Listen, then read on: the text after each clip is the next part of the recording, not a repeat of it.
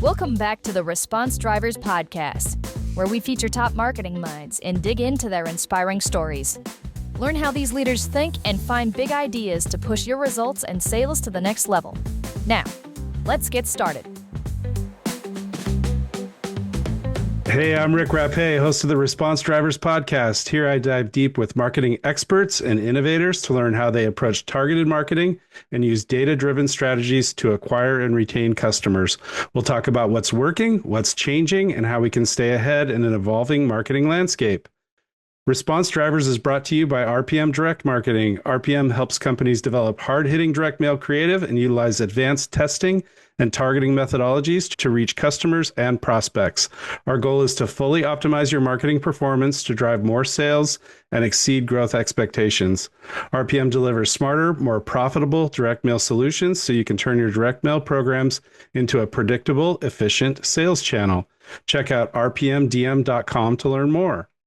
Well, my guest today is Scott Empringham, with over 20 years of marketing experience working with big brands like Ford, Home Depot, NASCAR, and McDonald's, and 7 years membership in Entrepreneurs Organization. Scott is a recognized global authority on AI-powered marketing for OEMs, franchises, and SMBs. Once called the billion-dollar man because he helped one OEM sell more than $1 billion worth of vehicles on social media over 13 months, Scott is known for applied AI-powered marketing. That is, getting and teaching results, where to start, what to do, and how to get it done now.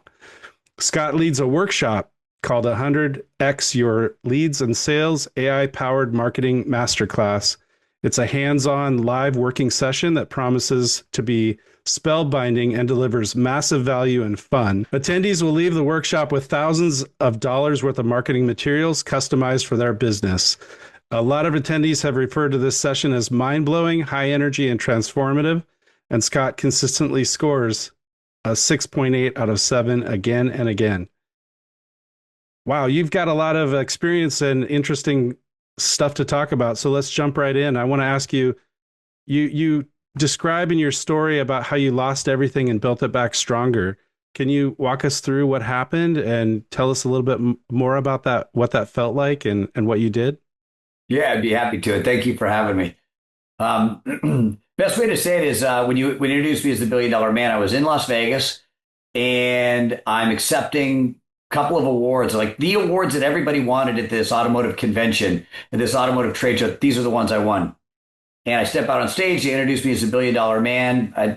My agency was screaming, growing like crazy. We hit 12 million bucks. We're growing. And it was a wonderful, wonderful time. In fact, one of my heroes, Grant Cardone, was in the front row. And wow. That was somebody that I was teaching during one of my workshops. And it was probably about 2 weeks after that when the bottom fell out. Two of my largest clients had fired the agencies that I was actually working for. Two car companies fired the agencies. And like an awful game of musical chairs, I got caught hold of the bag. I'd bought the media and I wasn't getting paid. So it took about 3 or 4 weeks of that.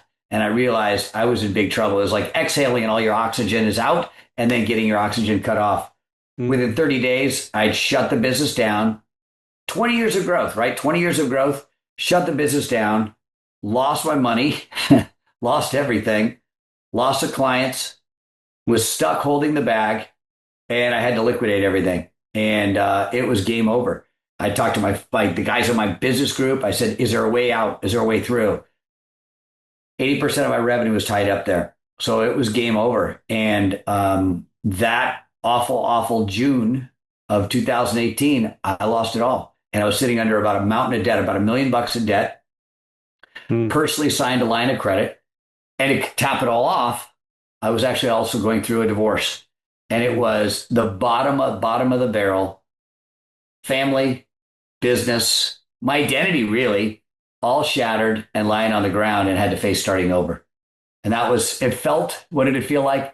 It felt like getting your stomach and your heart and everything all ripped out all at once and stomped on. It was the most difficult time of my life for sure. Yeah. Wow. That's amazing. I hate to start off like that. Yeah, no, I have empathy for you. I've had a few situations in my career that were earth shattering. Yours sounds even worse, but I mean, how did you pivot from that and come back? And what tell me more about where you went from there, because this is your story of how you rebuilt and came back. Well, I think I wish I could say it was immediate. It took about 30 days for me to just figure out which way was up. But then one morning, I decided I'm going to brush myself off. And I heard that one great speaker who talks about you want to start changing the world, start by making your bed. Remember that general or colonel or whatever? I heard that. Then, you know what? That's what I'm going to do. I'm going to go for a run. On that run, while I was running, I started thinking to myself, wait a second. They call me the $1 billion man. I'm the guy who gets leads. I can help drive leads like nobody else. In terms of the digital marketing, social media space, that's where I made my name. And I thought to myself, if I could do for myself now what I did for other companies, maybe I could turn this thing around. I got a little bit of hope, a little bit of excitement. I raced on home and I scratched out a plan. And it was like a 10-step plan that I now call the elite marketing method. It starts with an ideal customer profile, niching down, designing core messages around that specific audience, designing lead magnets to draw them, et cetera, et cetera, et cetera. 10-step plan. And I got really excited and I called my dad, who was alive at the time, and I said, Dad, I know I don't have an office. I know I don't have a business. I would love to come down and restart my business. He said, come on down. He had a bunch of offices at the time. I had a little bit of hope.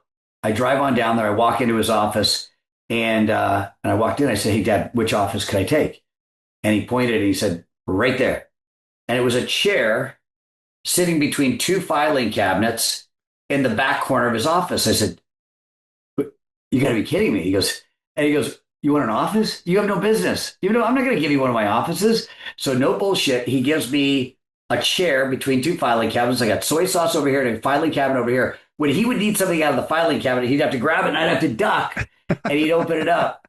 And I showed this picture of my workshops now, and my sister walked in and she burst out laughing. And I felt like this. I felt so small and so like defeated. But she took a picture and she was laughing. She took a picture of me and she goes, the mighty have fallen. I had this beautiful office in Newport Beach, 40 employees and everything. And it hit me. And I said, you know what? Send me that picture. And she sent me that picture. And today in my workshops, I show that picture. I said, I'm going to post this online. And if you go to my Facebook, Instagram, LinkedIn, TikTok, all that stuff, it's all over there. I said, I'm going to post this online. And today is going to mark a new day. And here's what I'm going to do. I wrote this plan down. I'm going to publish everything. I'm going to publish this online right now. And I'm going to tell people I'm going to work for 90 days. Now I call it an X100. I need the extra 10 days. I said, over the next 90 days, I'm going to try to rebuild my business. Maybe not to where it was before, but I'm going to show people that I can turn nothing into something in 90 days. I'm going to generate leads. I'm going to generate sales. My dad looked at me and goes, I wouldn't post that. I mean, I wouldn't post that's your new office. It's tag with Dad. Just is what I'm going to do. Mm-hmm. I posted everything every single day. I posted every meeting, every book I was reading, everything I was doing, every move I was making. I documented and shared. And I had plenty of time on my hands. So I shared the rationale. Why do I want to niche down? Who am I niching down to? What core messages and offers am I going to make? What specific offers am I going to make that are going to solve pain points and draw this niche in? Test, post. In 88 days, I show this picture too in my workshops. In 88 days to the day, I walked in and I paid off $500,000 that was left on my line of credit in full to the branch manager. I have a check in my hand and I said, do you mind if I take a selfie? And she said, I'd prefer you didn't. And I said, yeah. And I snapped it and you can see her head's kind of down. And I show this in my workshops to this day. And I certainly didn't build my business back to where it was. But what I did is I reestablished momentum. I generated leads. I generated sales. And equally, if not more importantly, outside of proving it to everybody else, I proved it to myself that with this plan, I really could attract customers quickly into my system. And then with AI, I basically took this entire blueprint and I AI'd each of the steps. In other words, all the ideal customer profile, all the core messaging, all the niche work, all the lead magnets, I used AI to eliminate the cost, speed up the time, eliminate a marketing agency that I used to charge 20 grand to do all that stuff, eliminated the agency. And then I published that all and I created a course and a coaching program. And I do these free workshops for businesses all over the world. And I'll tell them, fire your agency, do it yourself. And I'm going to show you how to do it yourself in these workshops. And then that just blew up. And it just changed my life. And I can tell you this is in making those changes and pivoting, miracles happen in my life. I've made a lot of personal changes in my life. I remarried my wife, got my family back together, rebuilt my business, more profitable, and I'm having more fun than ever before. And now I'm traveling the world with my wife and my kids. And I feel like I got a new lease on life. So if it sounds like I drank a lot of coffee, I actually didn't, but I am pretty fired up about it. And I'm excited about what I'm doing now.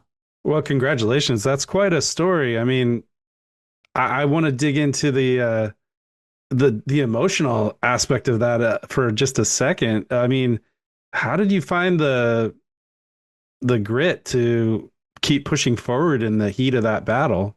I think two of the biggest things in retrospect I looked back on is number one is I took full ownership of it.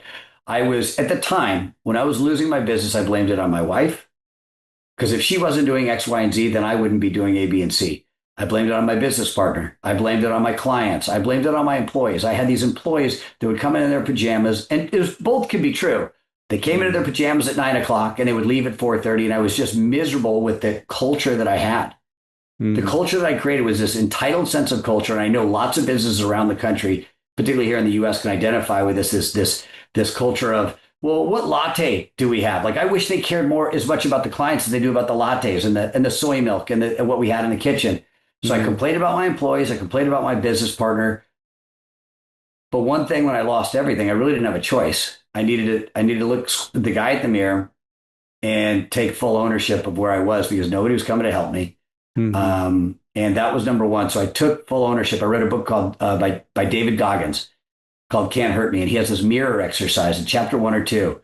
Hit me between the eyes. I'll never forget. He describes the idea of when is the last time you as a man, if you're a man, as a person, stood up, walked to the mirror and looked yourself dead in the eyes and asked yourself, are you happy with who you are and who you're becoming? Do your habits, your daily habits, your daily behaviors, what you're spending your time on, you're proud of yourself? And I was doing a lot of stupid things. I was drinking, I was taking sleeping pills to try and get through, and I was doing a lot of really dumb things. And that hit me. I mean, I started crying, man. I was like, the real truth is I was so disappointed at who I was and who I was becoming. The truth was inescapable. So I made some changes. And the biggest change I made, and I promise I'm not going to use this as a soapbox at all, but I made a personal decision to get baptized and change one very fundamental thing, because I started to rebuild the business. But the real thing I was worried about and it concerned me as I kept feeling a tap on the shoulder. I know it's not a businessy thing, but it ended up being the most important business decision I ever made. Was I kept getting this tap on the shoulder, and I called my buddy, and one day I was praying, and I was never a religious person at all. And that was just a tap, man. And I just called my friend. I said, I want to be baptized. And he called me and he said, after all these, because he's been a part of a church and stuff.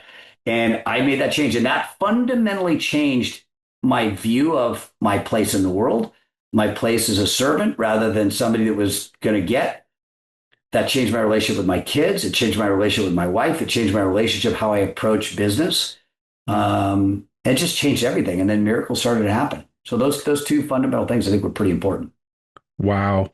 That's an amazing story. Thank you for sharing that. That's really, really awesome. What were 3 of the concrete actions you took in those 88 days that really got you that momentum and restarted your business and everything? It's a great question. There's three things I'll tell you. Is number one, I decided to take imperfect action. People, and now I've had the privilege of literally coaching thousands and thousands of businesses all over the world, from Europe to Mexico to Canada, US, all over. 2 types of business people. One, people will take imperfect action and adjust along the way. The other people think about it. They lose. They lose because they're thinking about it. And the people that are taking imperfect action have already iterated and improved 20 times before this poor guy even gets it off the dime. Okay. So I decided to take imperfect action. When I posted that picture of myself sitting between 2 filing cabinets, I wasn't ready. I wasn't prepared. I didn't have the plan all perfect. Yeah. But I decided I was going to take massive action. I was going to start today, and it was not going to be perfect, but I was going to get better. And I made a commitment every day to do something to move in the direction of my dreams, no matter what, and improve along the way. So that was number one. Number 2 was, as I looked at my plan, I decided to niche down. And I know everybody talks about, niche down. Well, For me, this wasn't a theory anymore. Most businesses can say, here's my ideal customer profile. Businesses between 35 and 65 and this small businesses. Well, that's not an ideal customer. That's a massive group of people. Mm-hmm. I decided to look at what demographic was I going to look at? What geography was I going to look at? What need was I going to look at? It just turns out that it was just prior to the end of the year. And I thought to myself, it's August going into, it's like July or August going into towards the end of the year. And I decided my offer, my lead magnet, my niche was going to be small business owners in Orange County that knew of me because I was in Orange County. I was a member of EO, and I decided, forget the theory. I want to talk to people today and tomorrow and the next week that could potentially pay me. The third thing is I was going to offer massive value. I was going to give like crazy, give everything I possibly could. I ran into a guy named David Meltzer, awesome chance meeting. In chatting with him, I'm telling him I lost everything, and he's telling me his story. And he goes, can I give you a piece of advice? I said, I need it. And because it just started, and he goes, here's my formula. And I might screw it up, but he said something that's like, my formula is 100/20 or 100/10. I said, what is that? 100, what is 110? He goes, everywhere I go, every meeting I go to, every phone call I have with every single person, my goal is to give them $100 worth of value as a metaphor. And then I'm going to ask humbly, but with certainty that I deserve it for $10 of value back. Maybe it's just an introduction. Maybe it's just, would you take a follow-up phone call? Maybe it's this, maybe it's that. But out of such certainty that I gave so much value, I'm going to not feel ashamed or too small or whatever to ask for that $10 of value. And I swear, dude, that day I was going to a meeting. I was on the board of Orange County, EO Orange County board. Mm-hmm. I decided every person I was going to try to add value. I'd say, what business are you in? I'd say, you know what a good marketing idea for you would be? And I said, well, let's film one right now. And I would bust out my camera. I was giving massive value. And then somebody said, you should do a workshop on like social media. And they said, how much do you charge? I said, I'll do it free. I'll give massive value. And Keith, one of the guys who's a president, he overheard me. He goes, you'll do a free workshop? I said, yeah. When? And he said, how about like in 2 weeks? And because our guy dropped out, I said, I'll be ready. I worked my tail off to do a free workshop. I put together a little social media course at the end. At the end of that, I gave away everything I could. It was a workshop where everybody was working on their ICP and their core messaging, and I helped them with it. I coached them. It was like this massive value thing where people walked away with their game plan at the end. I said, if I can, I'd love to share with you how you could continue this. I have a 30-day roadmap. It's a course. It's very inexpensive. Everybody bought it. And then there's 2 people in the other group that said, would you come speak to, I think it was like Seattle or it was Hawaii, and it was a virtual ones because COVID was just hitting. And I did a bunch of virtual workshops, and I did them for free in the beginning. And now I can't do all of them for free. But massive value, imperfect action, imperfect committed daily action, niche down to finding some group that you can absolutely crush and own. Mm-hmm. And then third is, offer massive value. And then it's irresistible. People are like, well, how could I help you now? Scott, can you tell me a little bit more about lead magnets and what you mentioned about lead magnets earlier? Yeah, this is one of my favorite subjects. And no, I'll frame it up 2 ways. Number one, lead magnets are designed to solve an acute need for a very specific niche. And I'll come back to that in a second. The second thing is there's cold and there's warm lead magnets. And I'll explain the difference. Mastering these 2 things can transform a business, can double, triple, quadruple the amount of leads and sales that you have very, very quickly. The first mistake most people make in addressing the first thing is they come up with a lead magnet that is just a gimmicky BS thing. And nobody needs a gimmicky BS thing. We all have too many of those. If you can get clear on your ideal customer and then niche down, and I mean down uncomfortably narrow. Specific example is how I did it. When I needed leads and sales. It wasn't a hypothetical. It was, I have $500,000 in debt. I've got car payments, mortgage payments. I've got all these different payments due. I have to make money tomorrow. I got clear on a geography that I niched down to. I got clear to a membership that they were assigned to. And then I got clear on a need. I looked at the timing. It was towards the end of the year, and I knew I could create a marketing plan lead magnet for the following year. So what I said, and I forget what I called it, but it was like Jumpstart 2020 or whatever it was, Jumpstart 2020, and let me build your marketing plan for free. A complete digital marketing and social media roadmap that you can implement in your business starting immediately. And I will go through this process. And here's my process. Check, check, check. Absolutely free. I made everybody in Orange County aware that I was doing that. I messaged members of my group. And they're like, are you going to charge us? I'm like, no, I'll come into your business. I'll do it for free. They're like, are you kidding me? I will do it. And then the thing, I put a limit on it. I can do it for about 10 businesses. So if you're really serious, I will do it for you. And it was a no BS thing that my ass was on the line. They knew it was going to be value. A couple of people were skeptical, but most were like, you'll really do this? Yes. Lead magnet. Niche down, find an acute need, and marry those two up with that niche. And you can find it. And by the way, I've got a prompt. If you're wondering where to start, I've got a prompt. I'll make it available to you. There's a link to it. I'll send you that link. If you're clear on your ICP and your niche, you can copy and paste that into ChatGPT. It'll give you 15 custom designed lead magnets that solve that specific problem for your niche. It's crazy good. That's number one. Number two is this is absolutely key now. It was cold and warm. Right. A cold lead magnet. What's the difference between a cold and a warm lead magnet? There's cold audiences, there's warm audiences, there's hot audiences. Every business has it. One of my favorite authors, a guy named Chet Holmes, he wrote a book called The Ultimate Sales Machine. He talks about if Rick was standing in front of a stadium full of 30,000 people that could use direct mail, that really could, one way or the other, there's going to be three types of audiences. 3% are looking for a direct mail person right now. They're in market for it. They're ready to go. It's probably about 50% or 40% that are considering direct mail, email, a number of solutions, but they're warm. They're moving down towards that. There's cold. They have a problem. They don't have any sales. They don't have any connections with their customers, and they just know that it sucks. But they haven't started looking for that. Yeah. A cold lead magnet would be addressing that specific mindset. No new leads coming in. Don't know where to start. Don't know what to do. Here's 3 things you could do to decide which plan might be right for you, which solution might be right for you. Here's a checklist, a leak checklist. So, something that addresses that challenge. A warm one would be thinking about direct mail, email, search, and social. Here's 5 things you didn't know about direct mail, or here's a side-by-side comparison. Let me send it to you. Or let me create this one thing on our website that could be a quiz to find out which solution is right for you. Maybe Meta is right for you. Maybe YouTube's right for you. Right. Take the quiz and find out. The early stage cold lead needs to be convinced that, oh, there's a solution to my problem. This might be it. They start looking into that. But then the people that are more considering direct mail, for example, they might be more interested on how do I use direct mail? How do I do it? What are the levers I need to pull to make it happen?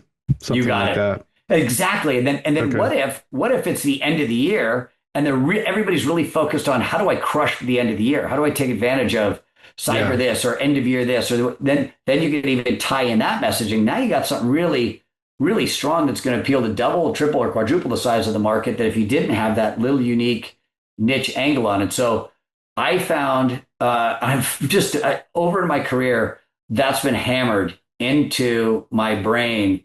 That's the game changer for every business that's considering, that's struggling with talking to more of their ideal customers. Oftentimes the answer lies in compelling, irresistible offers. Alex Ramosi talks about it. We've broken it down to 3 prompts, step 1, 2, and 3, that gives you amazing results and can just dial you in. Well, those prompts sound really valuable. And you said you might be willing to share them. 100%. Are you willing to share them with our audience as well? That's 100%. Amazing. Oh my 100% gosh. free. Yeah. Okay. It's a 3-prompt stack. Absolutely. I'll make it available to you. Those will be in the show notes, and everybody can go there and check it out. I'm certainly going to use them and see what I can come up with. That sounds exciting. Yeah. Well, what kinds of clients are you working with today? Tell me more about that. I think you said you worked with over 1,000 companies or something like that. I've trained now well over 1,000 businesses all over the world, from Asia to Canada to US to Mexico, Europe, with AI-powered marketing solutions. So we go out and we help them stand up. We help them design their strategy. We help them set up create all their content, distribute all their content, and scale it up. Our pitch is fire your agency, not right for everybody, but for a vast majority of people, they could fire their agency and do it themselves. They get one virtual assistant, one offshore virtual assistant, get our coaching program and our course, train your virtual assistant. You got basically the power of 5 or 6 people all in one. And it's a game changer. I've had more people say to me, I was getting charged $10,000, $15,000, $20,000 a month. I got a VA, wonderful person in the Philippines, South Africa, wherever. Mm-hmm. They took your course. They're in your coaching program. Now they're doing my email. They're doing my LinkedIn. They're doing my Meta. They're doing my ad buying. They're doing my content. I went from 2 posts a week to now they're doing 5 posts every single week, rain or shine. They're doing the work of 5, 6, 7 people. And it's AI, it's coaching, it's training. So that's been a ball. Does your program work really well? Does it work equally as well for B2C companies as it does for B2B companies, or is it tailored better to one or the other? It's great. Both. We have a smattering of B2B. We have about half B2B, half B2C.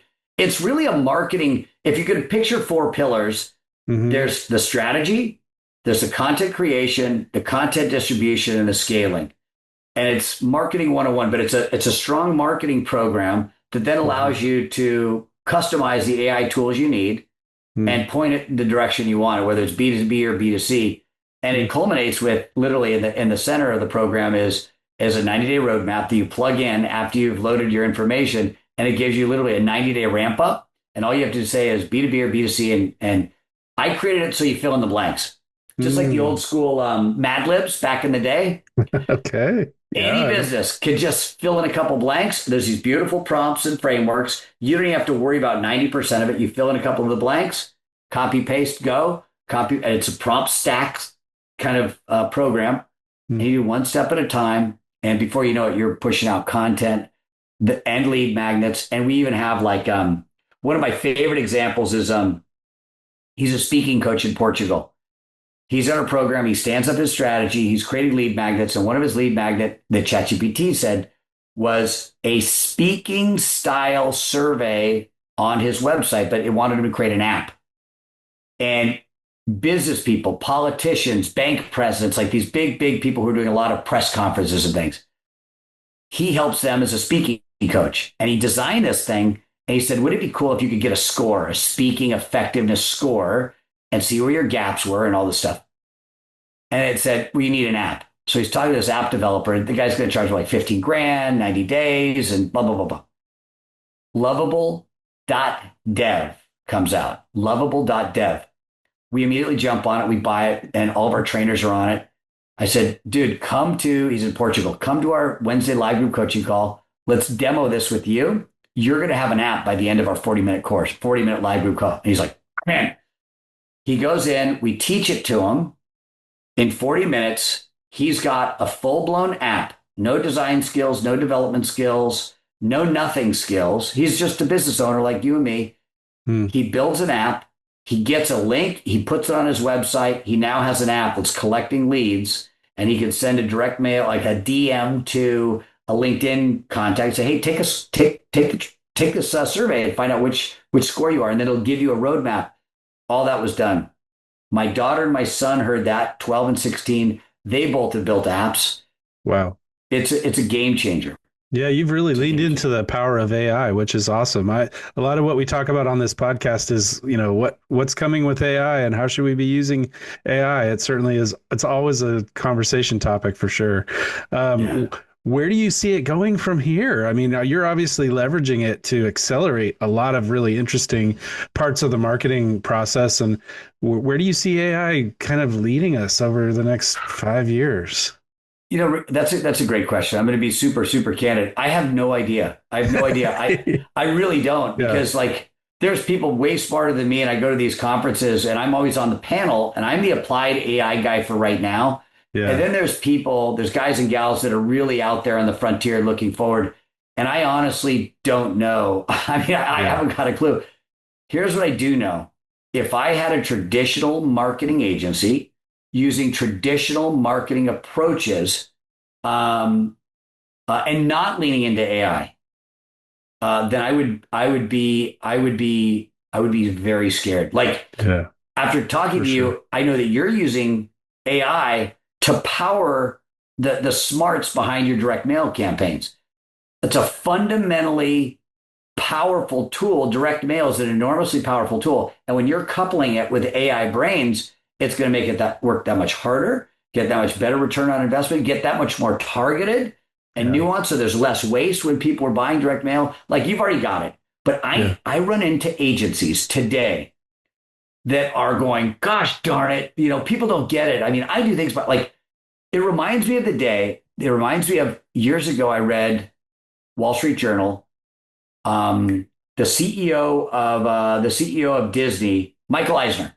Michael mm, Eisner apparently walked into the cartoonist, got them all together in whatever year it was, put a computer on the desk, and he said, "Ladies and gentlemen, cartoonists, I love you. You're wonderful people. You're the best at what you do. And if you don't adopt and start using this new tool here, you will be out of a job by the end of the year." It was like January, February. And then you had three types of cartoonists. They said, cartoonist one, I'm a purist. I will never adopt that thing. Got it. They're gone. The ones in the middle kind of drugged their feet. Probably can't do it as good. Half of them were gone, and probably most of them. The people that said, I'm curious about this new tool, and maybe I could take what I know about art, and maybe I do know art. I'm a freaking genius when it comes to art. Maybe as a cartoonist, maybe I could take that and use this new tool to create even more beautiful art. They had jobs, the other ones didn't. And so I see agencies all the time that are like the group one and group two, like, oh, this yeah, dang AI. yeah. They're in trouble.